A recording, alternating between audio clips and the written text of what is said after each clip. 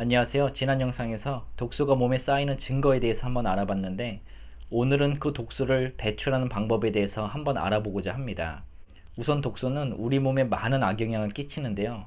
어느 순간 우리 몸에서 독소가 생성되면 몸을 다양한 형태로 공격을 하게 되는데 그렇게 되면 몸에 많은 부작용이 일어나게 되고 많은 안 좋은 증상들이 일어나게 됩니다. 이거는 나이를 떠나서 10대부터 40대, 50대, 60대까지 이 독소가 몸에서 생성이 되고 우리 몸을 공격하게 되면 다양한 형태로 많은 증상들이 나타나기 때문에 항상 독소를 배출하는 그런 방법들을 연구를 하고 항상 독소를 배출하는 방법들을 실천을 해야 될 것 같아요. 그래서 오늘 알아볼 독소를 배출하는 방법들은 어려운 방법들이 아니라 일상생활에서 간단하게 따라할 수 있는 방법들이니까요.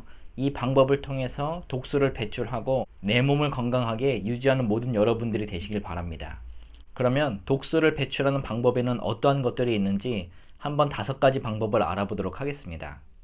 우선 첫 번째는 일어나자마자 간단한 스트레칭을 해주는 겁니다.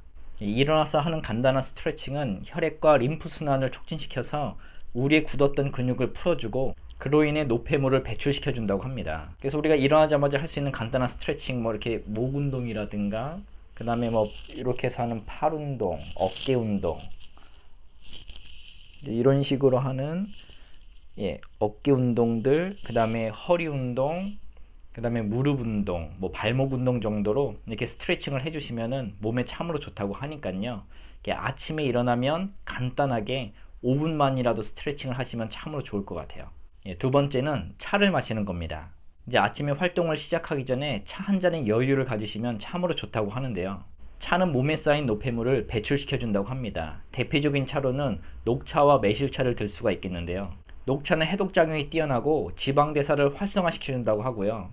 매실차는 장에 있는 균들이 번식하는 것을 막아주고 살균력을 높여준다고 합니다. 그래서 아침에 활동을 하기 전에 차 한 잔의 여유를 가지셔서 독소를 배출하시고 하루 활동을 시작하셔도 좋을 것 같습니다. 세 번째는 물을 자주 마시면 좋다고 합니다. 많은 분들이 알고 있다시피 우리의 몸은 70%가 물로 구성되어 있습니다. 모든 영양소가 혈액이나 체액을 따라 모든 몸에 공급이 되는 것처럼 이 독소도 혈액이나 체액을 따라서 온몸에 퍼진다고 합니다. 따라서 물을 자주 충분히 마시게 되면 체액의 순환이 잘 되고 신진대사가 활발해진다고 합니다. 그래서 하루에 1.5리터 정도의 물을 마시면 좋다고 하는데 이것이 너무 과하다 생각이 되시면 그래도 포기하지 마시고 그래도 자신이 마실 수 있을 만큼의 물을 마시면 좋을 것 같아요. 그리고 우리가 한 가지 알아야 되는 것은 이 물의 역할을 하는 것은 순수한 물이지 소프트 드링크나 이런 음료로서 물의 역할을 대신할 수는 없습니다. 소프트 드링크를 마시면 물을 흡수하는 역할을 해서 몸의 수분이 더욱더 부족하게 하는 역할을 하는데요.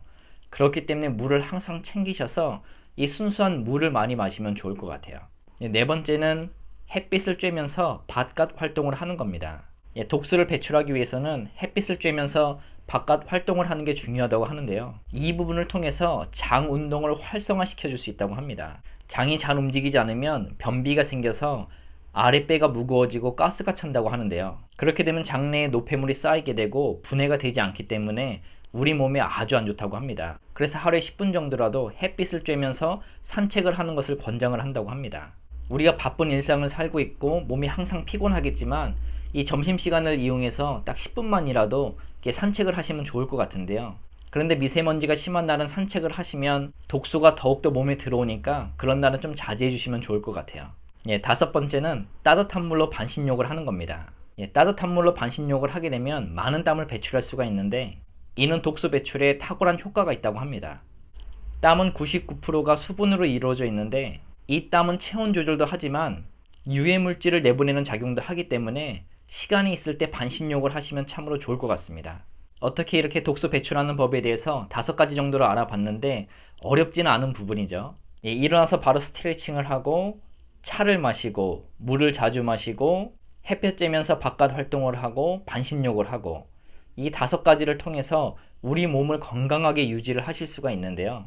그리고 평소에 우리가 먹는 음식 중에서도 이 독소를 배출할 수 있는 방법이 있는데 어떠한 음식들이 있는지 간단하게 10가지 정도를 소개해 드릴게요.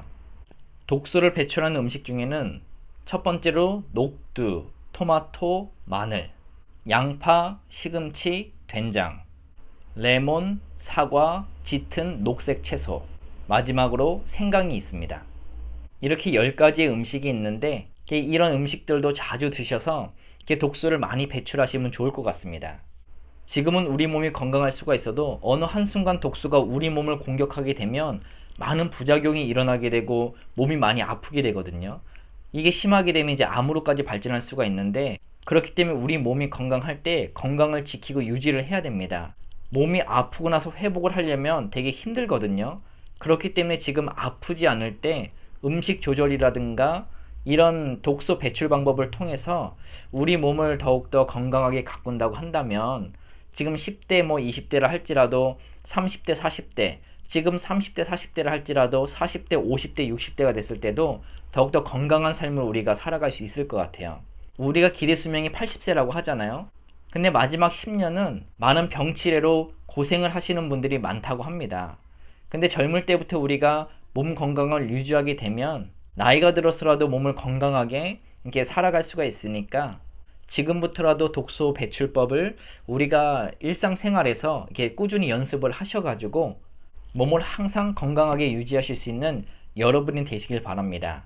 또 오늘도 간단하게나마 독소 배출법에 대해서 한번 알아봤는데 도움이 되셨다면 구독과 좋아요 눌러주시고요. 그럼 저는 또 다음 영상으로 찾아뵙도록 하겠습니다. 그럼 감사합니다.